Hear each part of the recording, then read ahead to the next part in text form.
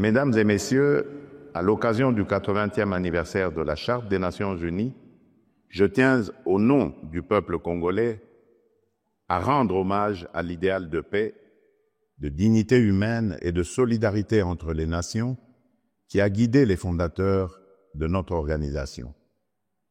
Les profondes mutations de notre époque, conflits persistants, urgences climatiques, crises humanitaires et menaces transnationales, nous rappellent que le multilatéralisme ne relève plus d'une option, mais d'une exigence incontournable.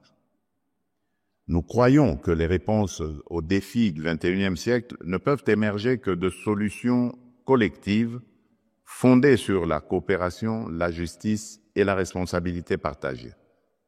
C'est dans cet esprit que notre pays, récemment élu au Conseil de sécurité pour le mandat 2026-2027, s'engage à défendre une gouvernance mondiale plus équitable, plus inclusive et tournée vers la prévention. Mais il est clair que cette gouvernance ne saurait se renforcer sans une réforme du Conseil de sécurité qui doit refléter les équilibres du monde contemporain et accorder à l'Afrique la place qui lui revient de droit. À l'heure où l'intelligence artificielle et les technologies de pointe redéfinissent nos sociétés, l'humanité franchit un cap historique.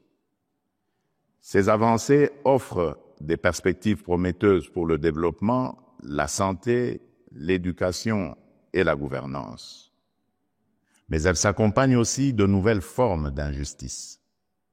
La compétition autour des minerais stratégiques, les déséquilibres dans l'accès à l'énergie et les pressions accrues sur notre environnement alimentent des tensions croissantes qu'il nous faut affronter avec lucidité.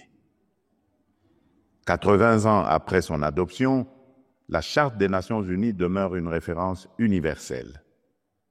Mais pour rester vivante, elle doit s'ancrer dans les réalités contemporaines et porter la voix de celles et ceux que la paix, le développement et les droits humains n'atteignent pas encore pleinement, c'est-à-dire les femmes, les jeunes et tous ceux qui aspirent à une vie digne et équitable.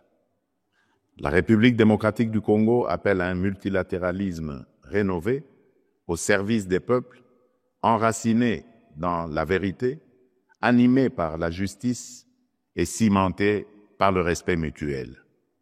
Que vive la Charte des Nations Unies, que vive la solidarité entre les peuples. Je vous remercie.